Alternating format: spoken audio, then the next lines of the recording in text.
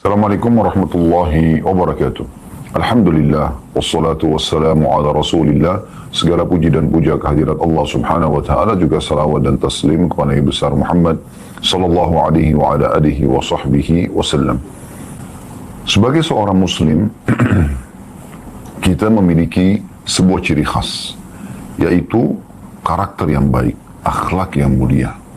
Santun, ramah, dermawan, pemaaf, semua hal-hal yang baik itu harusnya menjadi perangai setiap muslim dan muslimah, menjadi prinsip hidup mereka dan bawaan dalam keseharian. Apakah itu dalam berinteraksi dengan orang-orang terdekat, misalnya kepada suami, kepada istri, kepada anak-anak, kepada orang tua, saudara, kerabat secara umum, dan orang-orang terdekat, misalnya tetangga yang dekat dengan rumah kita, teman-teman di kantor, semua itu kita akan gunakan perangai-perangai ini. Dan begitu juga dengan orang-orang yang baru kita kenal, semuanya akan terbawa. Kalau orang-orang terdekat saja, kita bisa menjadikan atau mempraktekkan akhlak-akhlak yang mulia ini, maka tentu orang-orang yang jauh lebih mudah untuk kita praktikkan. Dan hadis yang terakhir yang sudah kita bacakan adalah hadis nomor 630. Saya kembali mengingatkan, yaitu dari Abdullah bin Amr bin As radhiyallahu anhu, dia berkata, "Lam yakun Rasulullah sallallahu alaihi wasallam fahishan wala mutafahishan, wa kana yaqul inna min khiyarikum ahsanukum akhlaqa." Artinya, Rasulullah SAW bukan orang yang berperilaku buruk dan bukan juga orang yang suka berkata buruk. Dan Nabi SAW bersabda, sesungguhnya orang yang terbaik di antara kalian adalah yang terbaik akhlaknya. Hadis ini riwayat Bukhari Muslim. Jadi maksudnya sosok muslim yang paling layak untuk menjadi suami, menjadi istri, menjadi sahabat, menjadi partner bisnis, menjadi tetangga, ya, adalah orang yang paling baik akhlaknya. Ini jadi tolok ukurnya. Bahkan memilih pasangan pun adalah dikhususkan akhlak. Kata Nabi SAW kepada para wanita dan walinya, "Idza ja'akum man tardawna dinahu wa khuluqah." Kalau datang kepada kalian yang kalian ridhoi agama dan akhlaknya, ya, fazawwiju, nikahkan dia, terima lamarannya. Jadi ini tolok ukurnya, bukan tampannya, bukan kekayaannya, seperti itu. Ya. Dan agama ini adalah agama akhlak, agama perilaku yang baik, kesantunan, keramahan. Ya. Dikatakan oleh Nabi SAW dalam sebuah hadis, "Innama bu'itsu liutammima makarimal akhlak." Aku diutus memang untuk menyempurnakan akhlak-akhlak yang baik. Itu tujuan utama agama. Jadi jangan sampai teman-teman sekalian, Anda ya memiliki penampilan sebagai seorang muslim, nama Anda pun nama muslim, Anda pun hidup di lingkungan muslim, tapi Anda tidak memiliki akhlak, Anda tidak santun, alias kasar lah ya, emosional, ya, tidak pernah memaafkan, suka balas dendam. Semua ini berarti Anda belum menjadi seorang muslim. Karena tolok ukur muslim itu baik, baik adalah dari agamanya, dari akhlaknya, baik agamanya dari akhlaknya. Kita sudah sempat menyinggung pada pertemuan yang lalu, bagaimana ada sebuah riwayat menjelaskan seorang sahabat bertanya kepada Nabi SAW, mengatakan, "Ya Rasulullah, di Madinah ini ada seorang wanita yang tidak pernah ketinggalan sholat malam, tidak pernah juga berhenti bersedekah dan berpuasa, sholat malam dan berpuasa. Setiap malam sholat malam, setiap hari harinya puasa. Tapi lisannya tajam, menyakiti tetangganya." Kata Nabi SAW, "Apa? La khaira fiha, dia finnar." Nggak ada kebaikannya wanita itu, dia pasti masuk neraka. Dan kata orang yang sama, "Ya Rasulullah, di Madinah ada seorang wanita, biasa aja sebenarnya ibadahnya. Jadi standar lah gitu kan. Tapi dia selalu baik dan santun sama orang." Kata Nabi SAW, "Al khaira fiha, wa hiya fil jannah." Kebaikan ada padanya dan dia masuk dalam surga. Atau kama qala Nabi SAW. Jadi seperti itu tolok ukurnya. Pada siang ini insyaAllah, semoga Allah SWT berkahi waktunya, kita akan, dan juga ilmunya tentunya, kita akan melanjutkan sisa-sisa hadis yang membahas tentang masalah keutamaan akhlak. Di antaranya hadis yang sangat mulia. Hadis nomor 631. Saya bacakan dari Abu Darda radhiyallahu anhu bahwa Nabi SAW bersabda, "Ma min syai'in athqalu fi mizanil 'abdil mu'min yawmal qiyamati min husnil khuluq, wa inna Allah yubghidul fahishal badi." Hadis ini diriwayatkan oleh Tirmidzi dan beliau mengatakan hasan sahih.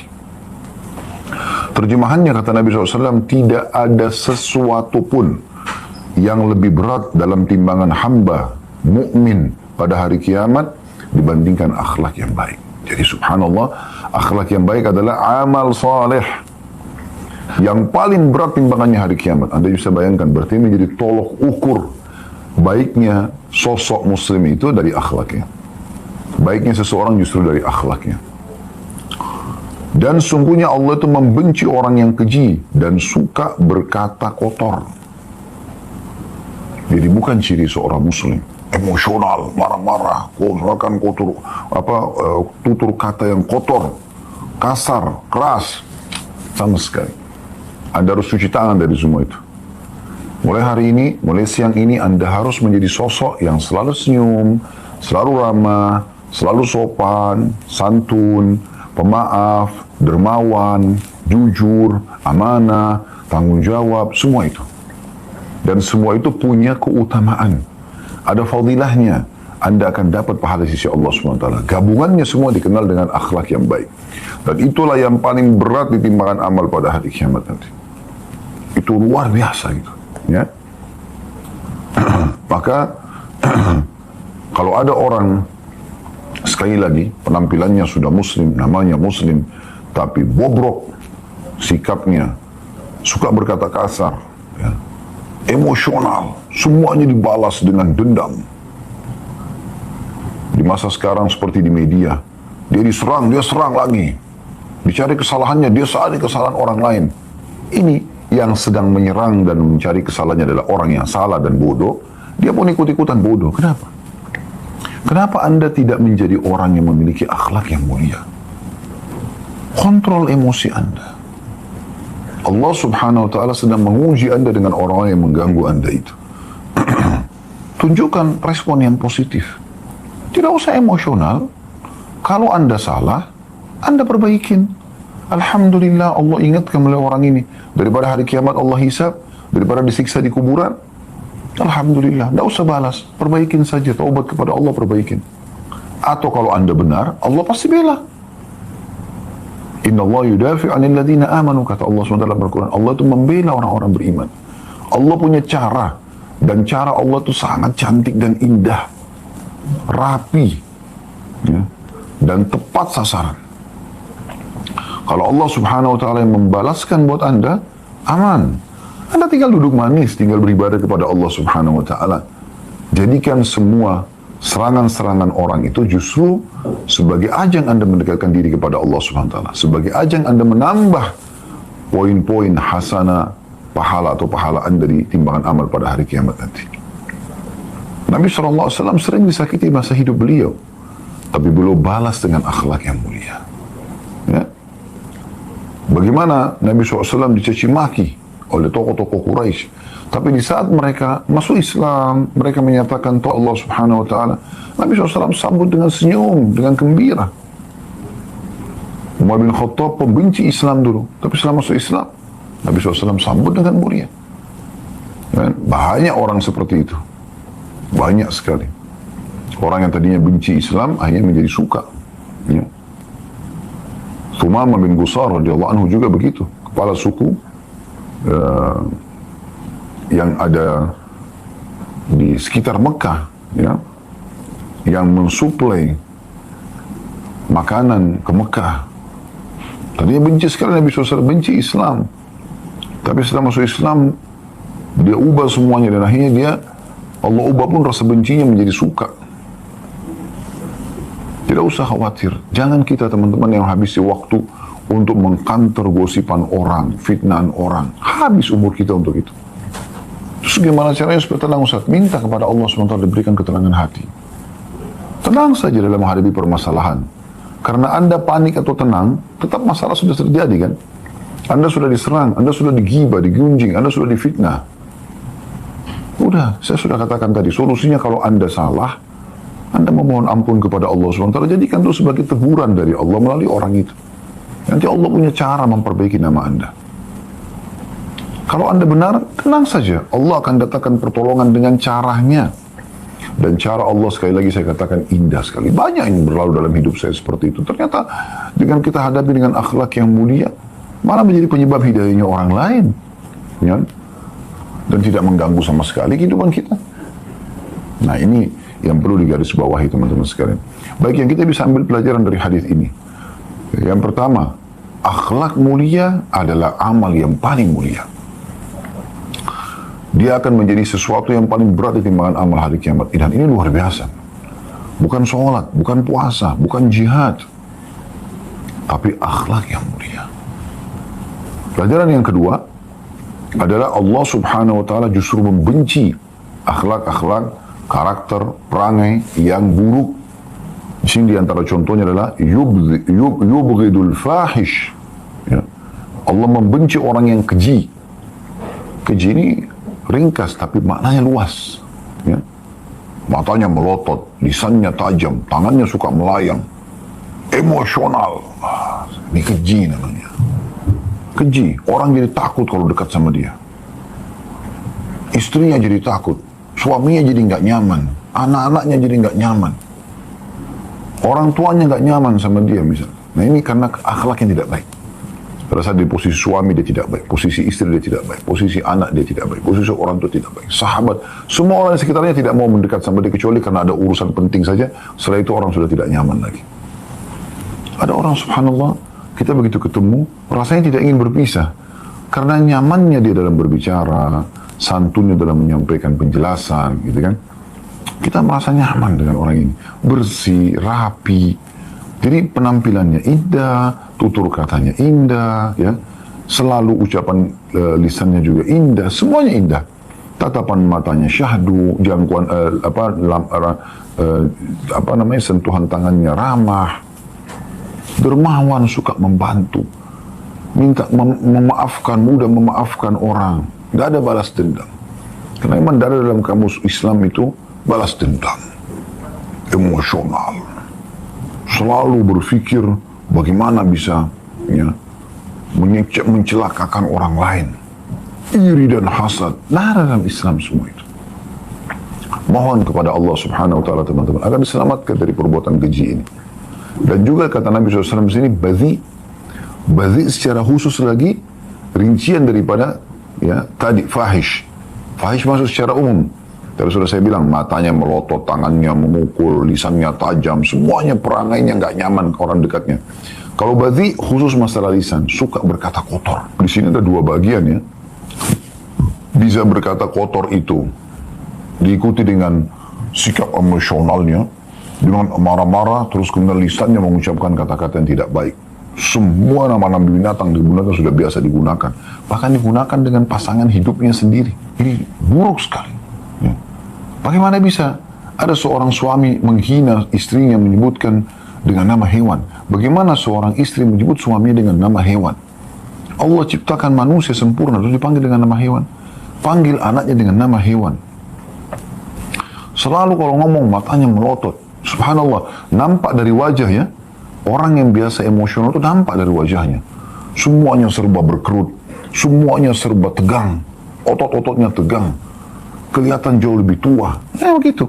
Tapi kalau orang yang tenang, dewasa, bijaksana, kadang-kadang kita lihat orang ini kok lebih muda dari umurnya ya. Ya, mungkin dia umurnya sudah 60 tahun, tapi nampaknya oh enggak, masih kayak 40 tahun. Mungkin dia 40 tahun, oh masih kayak 30 tahun. Lebih mudah kelihatan. Kenapa? Memang tidak emosional. Karena gini, Anda menghadapi masalah dengan emosional akan membuyarkan ide-ide Anda dan akan membuat juga Anda tidak nyaman. Karena Anda kadang-kadang tidak bisa kontrol sikap. Orang yang sedang berinteraksi juga tidak nyaman. Tapi di saat Anda hadapi dengan tenang, dengan bijaksana, toh sama mencari solusinya. Tapi pasti akan lebih mudah. Ingat selalu sabda Nabi SAW, ma nazala linu fi syai'in illa zalah. Tidak ada sesuatu yang diliputi dengan kelembutan, ya, kecuali akan menghiasinya. Oma nuzi amin syai'in illa syanah. Dan tidak pernah diangkat dari sesuatu kecuali pasti akan merusaknya. Hadis nomor 632. Hadis kedua yang kita pelajari pada siang ini dari Abu Hurairah radhiyallahu anhu.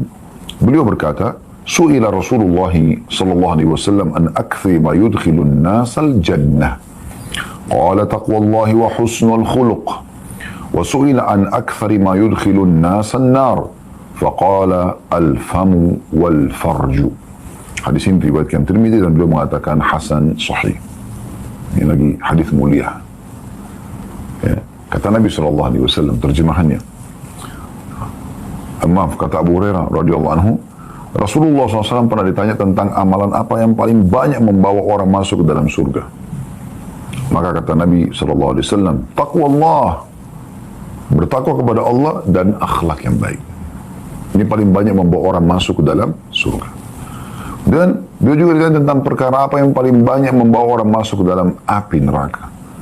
Maka beliau menyebutkan dua anggota tubuh. Beliau mengatakan mulut dan kemaluan. Ini luar biasa ini hadisnya, ya.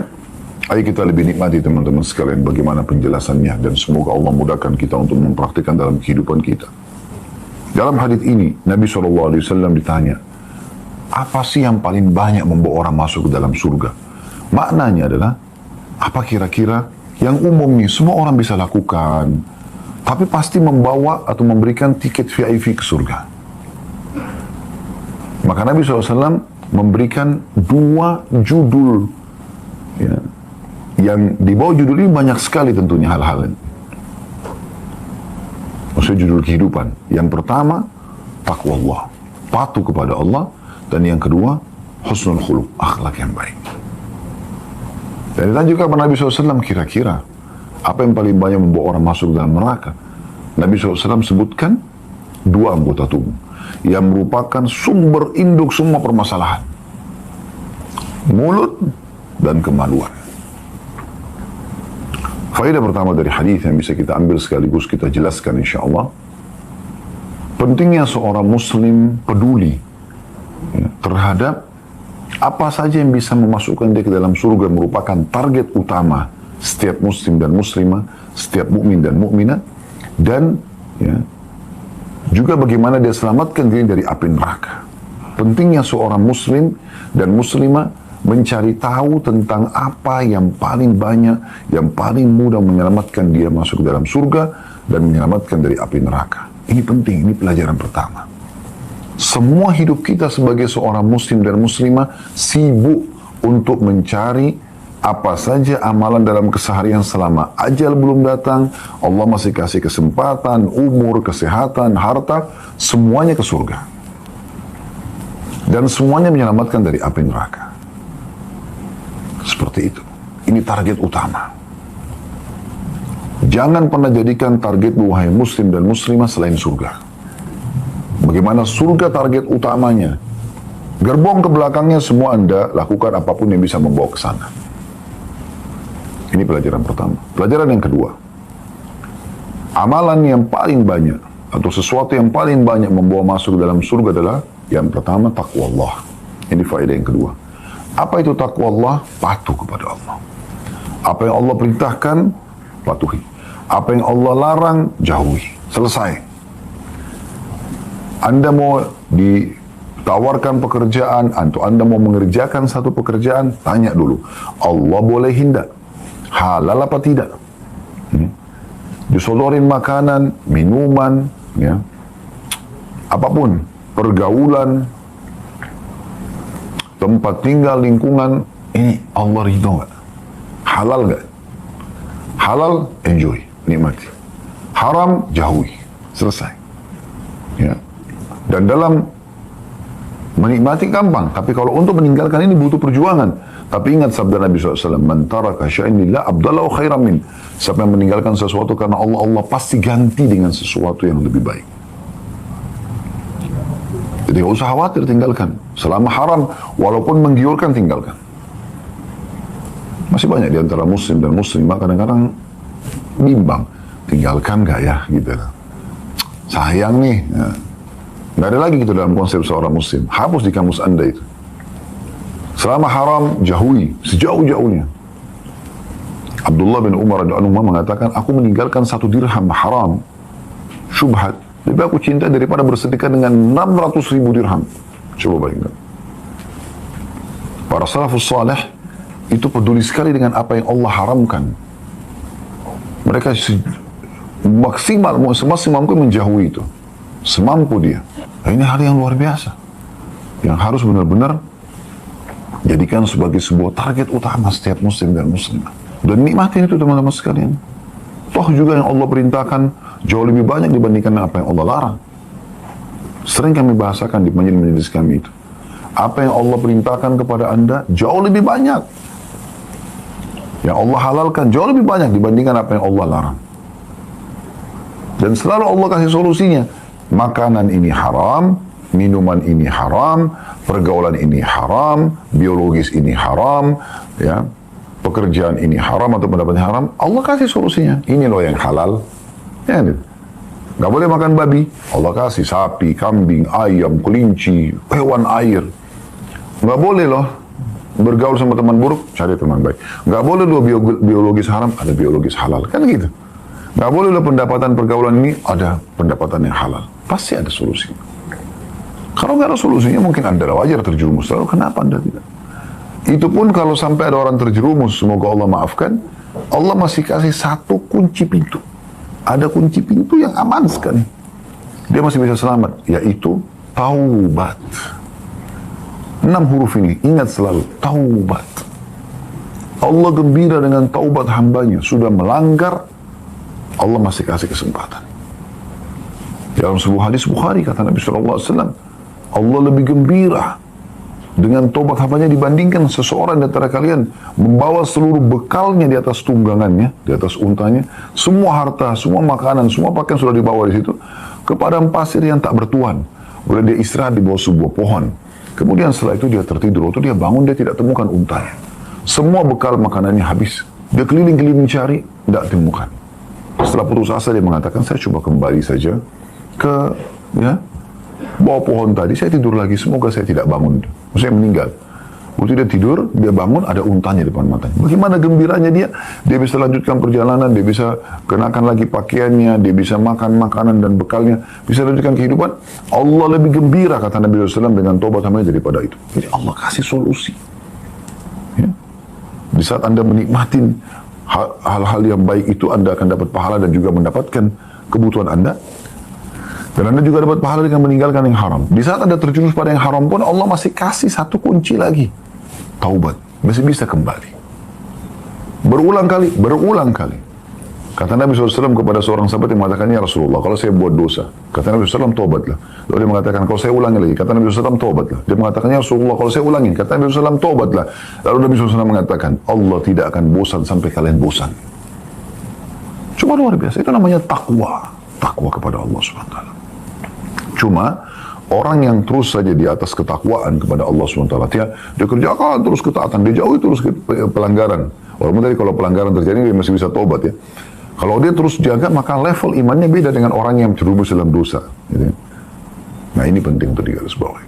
Ini faedah yang kedua tentang masalah takwa. Faedah yang ketiga, ini yang menjadi inti bahasan kita, husnul khuluq.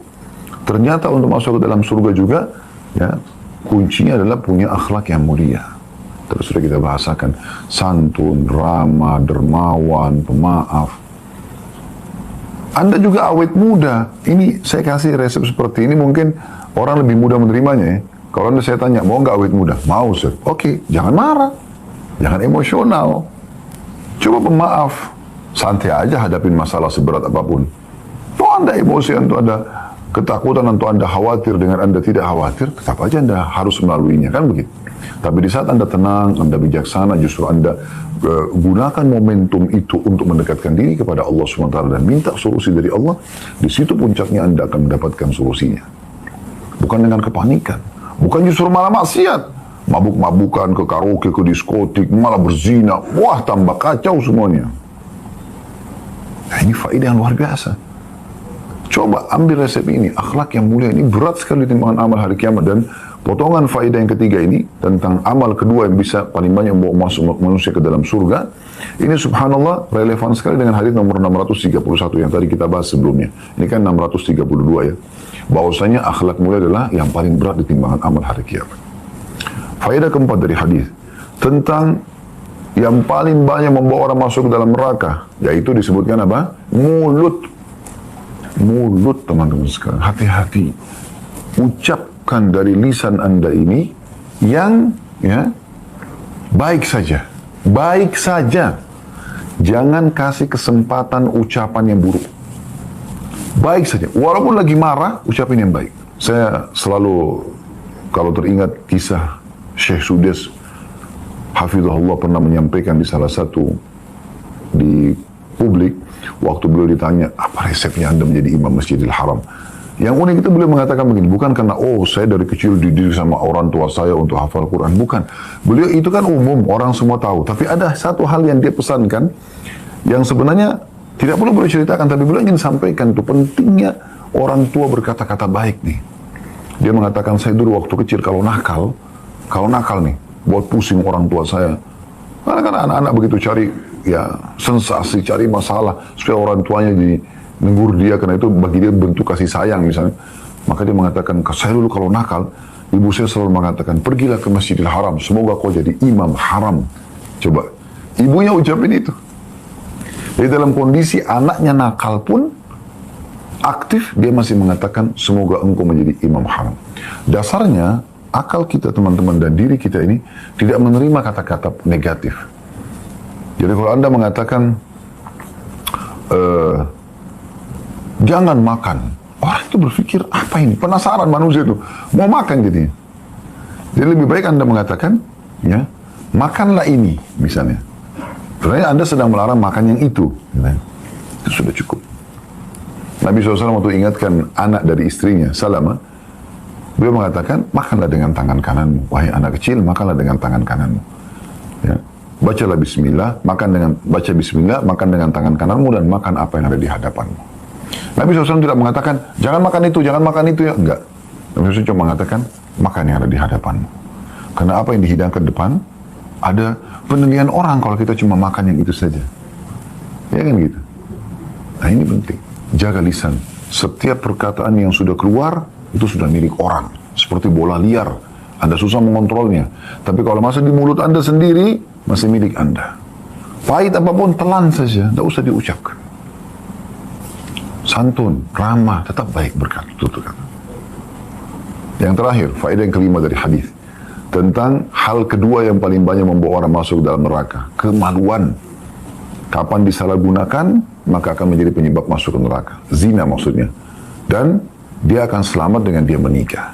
Nah ini juga yang banyak menjerumuskan orang. Nah umumnya ini ada koneksinya ini. Ya, kalau orang bertakwa, dia insya Allah akhlaknya baik. Kalau takwanya benar-benar ya kepada Allah. Kalau dia akhlak yang baik, insya Allah dia juga bertakwa kepada Allah. Begitu juga dengan tadi.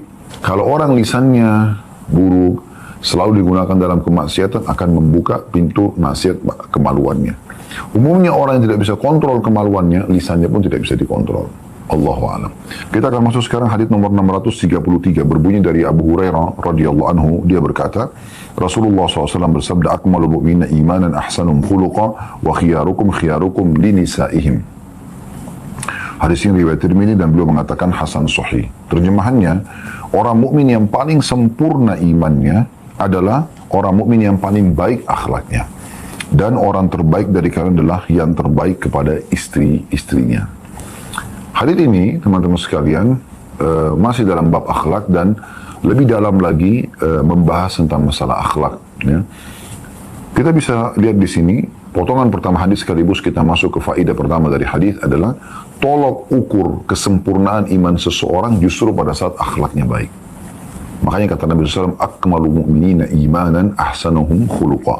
Orang mukmin yang paling sempurna imannya, sudah sampai pada level tertinggi, di mana dia merasa tentram, ya, patuh kepada Allah, meninggalkan yang dilarang, selalu sibuk dengan apa yang diperintahkan, selalu saja mengisi dengan hal-hal yang positif dalam kehidupan dia selama hidup di dunia ini, maka dia dianggap orang yang paling sempurna imannya.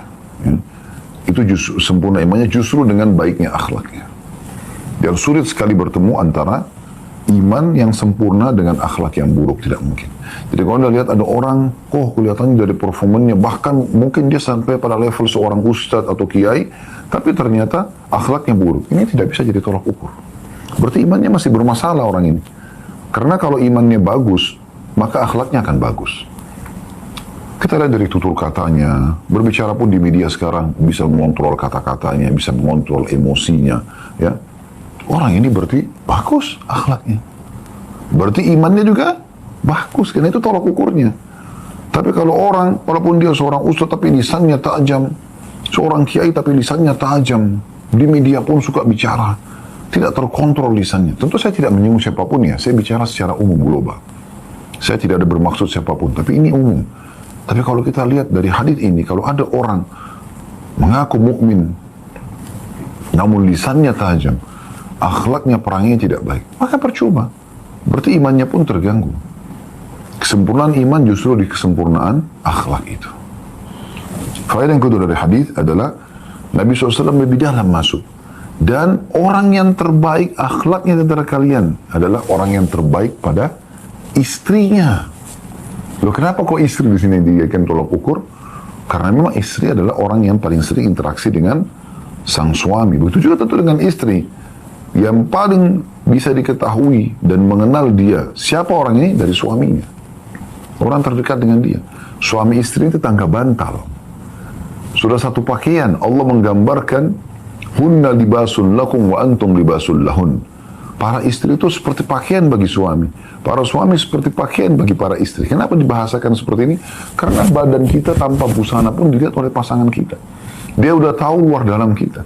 Terjadi interaksi biologis yang ada kenikmatan, suka duka dalam kehidupan. Makanya orang yang paling kenal.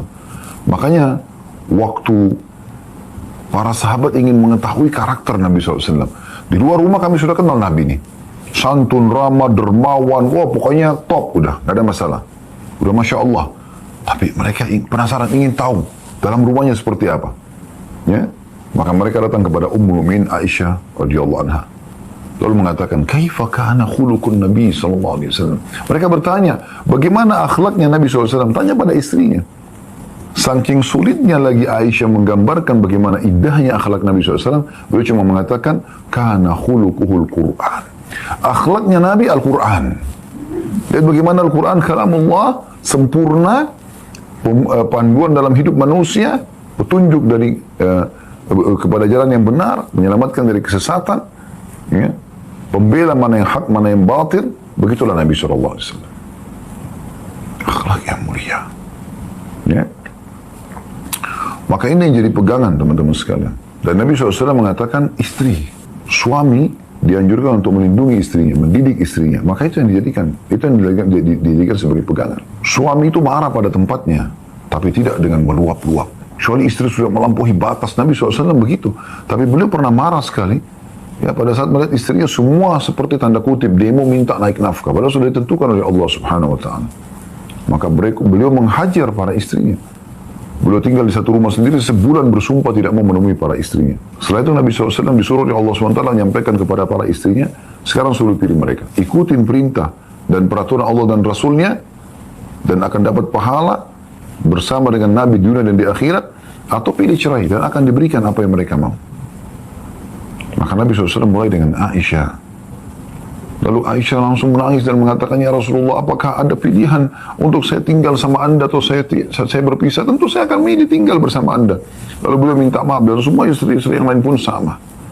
Akhirnya Allah Subhanahu Wa Taala muliakan mereka menjadi istri Nabi, manusia terbaik. Tapi Nabi SAW menunjukkan akhlak yang mulia itu bukan selamanya mengalah, tapi marah pada tempatnya kalau dibutuhkan. Kalau seorang istri bisa diberikan nasihat dengan lisan, bisa dengan teguran dan dia berubah, selesai. Tapi ada sebagian istri tidak, terulang terus kesalahannya, tidak pernah mau memperbaikinya, atau memperbaiki, minta maaf tapi ulang lagi. Kenapa ini terulang lagi? Berarti tidak ada etikat baik untuk bisa mengubah. Orang kalau pakai berakal sehatnya, punya hati nurani, maka dia tahu ini salah, dia tidak akan terulang. Itulah kata Nabi SAW, tidak mungkin orang mukmin jatuh di lubang 2 kali. Tidak mungkin orang mukmin disengat dari lubang 2 kali. Cukup tahu ini dulu membuatkan penilaian orang tidak baik, jangan diulangi, kan begitu. Nah itu poinnya. Tapi secara umum, tolak ukur akhlak seorang mukmin laki-laki adalah istrinya. Kalau istrinya merasa merindukan dia, selalu merasa ya keberadaannya dibutuhkan, ya. Kalau sedang bersama rasanya ingin selalu bersama-sama, merasa nyaman, nikmat karena candaannya, karena ramahnya, muamalahnya, dan dermawannya, suka membantu. Semua itu berarti menandakan akhlak yang mulia. Jadi percuma kalau ada seorang laki-laki itu wibawahnya luar biasa di luar, tapi di rumahnya berantakan semua. Istri ditanya, waduh kasar banget, oh orangnya begini dan begitu. Maka ini berarti ya orangnya tidak baik. Allahu a'lam. Kemudian selanjutnya hadis nomor 634. Dari Aisyah radhiyallahu anha, beliau berkata, saya mendengar Rasulullah SAW bersabda, innal mu'mina la yudriku bi husni khuluqi darajat as-sa'imil qa'im. Hadis ini diriwayatkan oleh Abu Daud. Sesungguhnya orang mukmin atau seorang mukmin itu dengan akhlaknya yang baik bisa mengejar derajat orang-orang yang suka berpuasa dan sholat malam. Coba bayangkan. Artinya apa? Kalau orang yang santun, ramah, dermawan, bijaksana, tenang ya dalam mengambil keputusan, ya, tidak emosional, tidak pendendam, orang seperti ini, teman-teman sekalian, maka dengan ini akan ada dapat penilaian khusus. Mungkin dia tidak puasa sunnah, atau kurang puasa, mungkin dia kurang sholat malamnya, tapi akhlak ini bisa mengejar derajat itu. Apalagi, nah ini penting di garis bawah ya, kalau orang itu sudah puasa, sudah sholat malam, tambah akhlak yang mulia, tentu jauh lebih tinggi derajatnya. Jangan sampai syaitan membisikin Anda pada saat Anda belajar ilmu seperti ini, Anda mengatakan, yang diberikan pemahaman oleh syaitan, oh, kalau begitu, saya punya akhlak yang baik saja, saya nggak usah sholat malam, nggak usah puasa. Ini kedangkalan dalam memahami ilmu, bukan begitu. Justru Anda harus mengatakan, oh kalau gitu saya akan gabungkan akhlak yang mulia, sholat malam dan puasa. Nah itu yang luar biasa. Begitu memahaminya. Ini poin penting. Ya. Karena banyak orang gitu salah faham. Syaitan bisikin dia. Karena syaitan itu akan masuk ke semua lini kehidupan kita. Kalau dia bisa membuat kita maksiat, maksiat. Kalau tidak bisa, maka minimal kita mengurangi dari amal-amal yang bisa kita dapat pahala maksimal. Dikurangi. Ya. Cari yang paling rendah pahala daripada amal-amal soleh itu. Seperti ini misalnya memahami hadis kan. Sesungguhnya orang mukmin yang akhlaknya baik bisa mengejar derajat orang-orang yang puasa dan sholat malam. Oh, kalau gitu saya akhlak baik saja. Tidak usah sholat malam, tidak usah puasa. Nah ini kedangkalan ya. Harusnya, oh kalau gitu saya akan gabungkan antara akhlak baik dengan sholat malam dan puasa. Nah itu yang benar. Nah ini penting.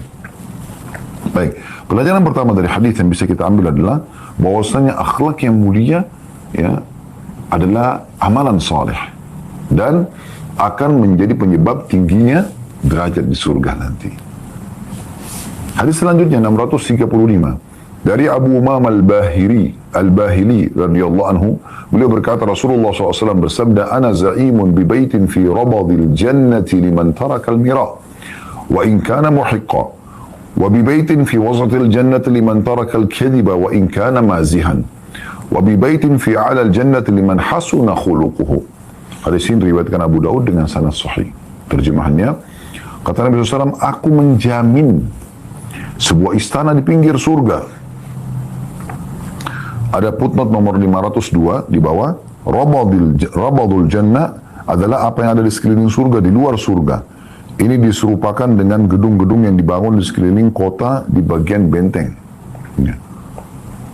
Atau bisa juga berarti pinggiran atau di bagian bawahnya surga. Ya. Bagian pinggirannya. Aku menjamin sebuah istana di pinggir surga bagi orang-orang yang meninggalkan perdebatan meskipun dia benar.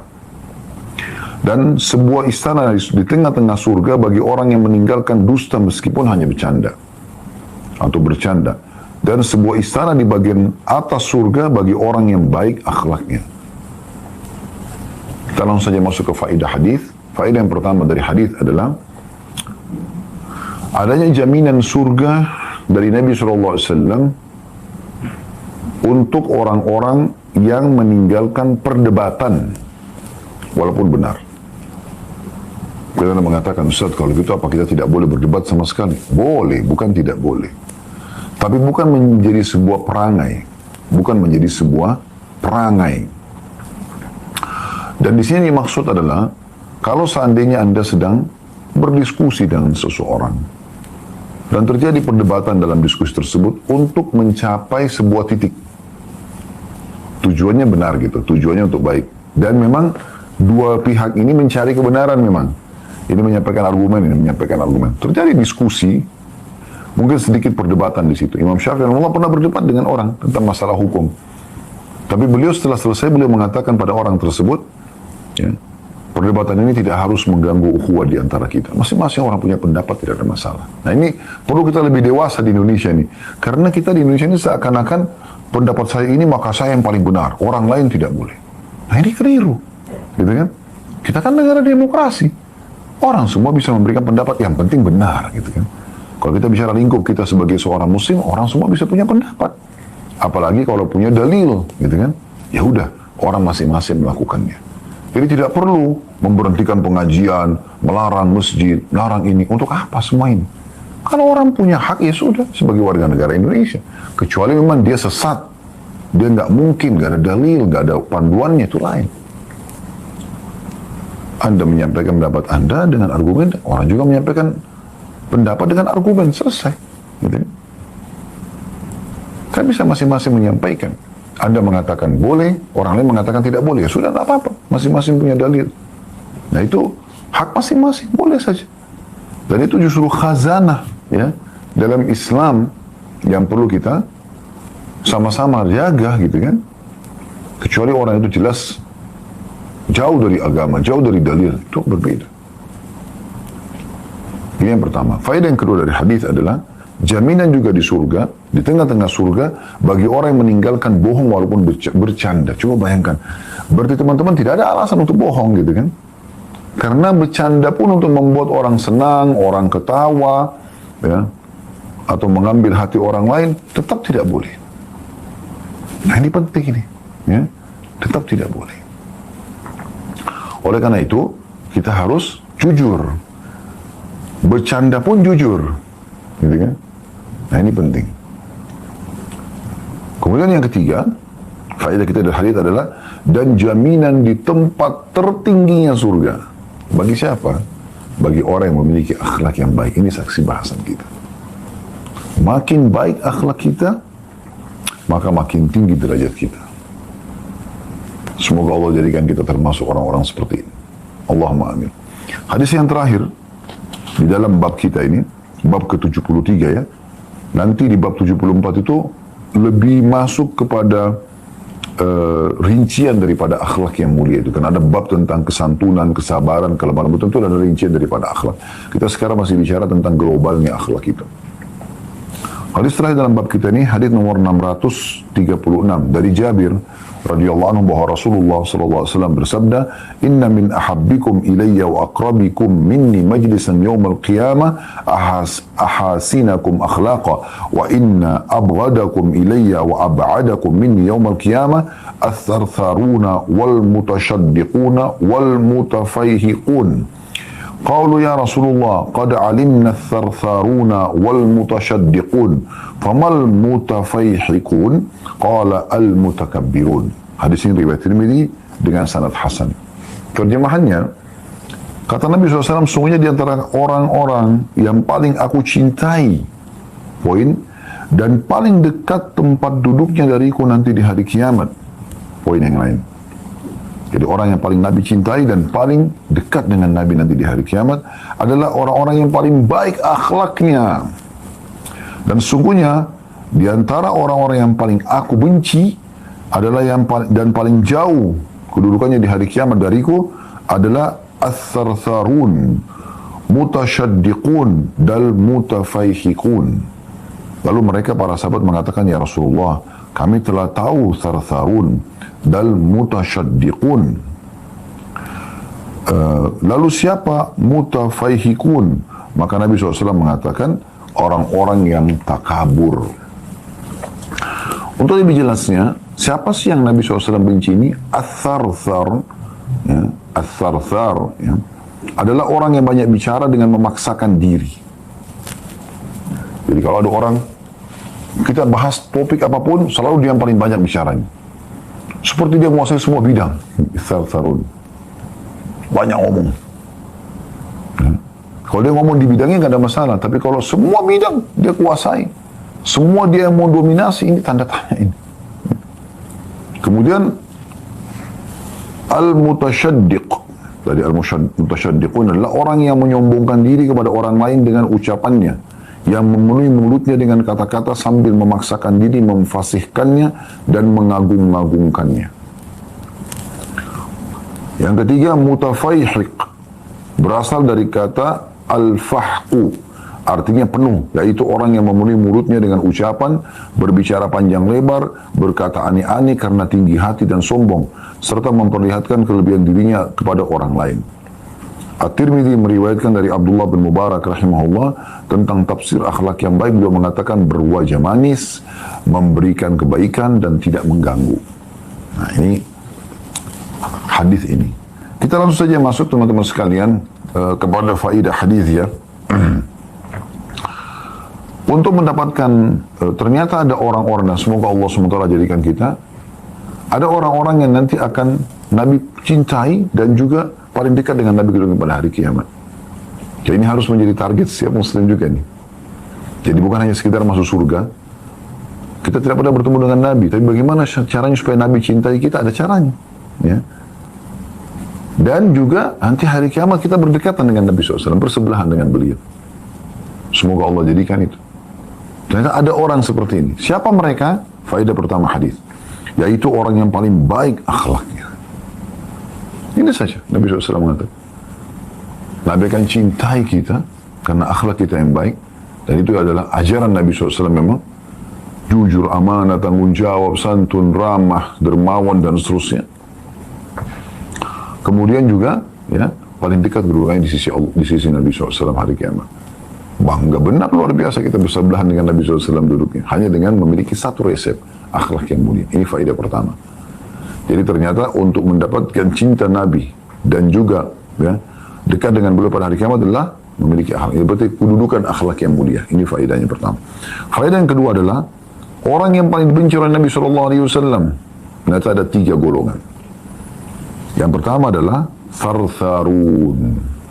Ini faedah dari hadis. Wajibnya setiap muslim menjauhi tharthara. Orang Arab kalau mengatakan tharthara itu adalah orang yang ngomong terus, tidak pernah berhenti. Sampai bisa dikatakan tidak ada titik, tidak ada komanya. Ngomong aja terus. Mau benar, mau salah, pokoknya dia ngomong terus. Orang kalau banyak bicara, banyak salahnya.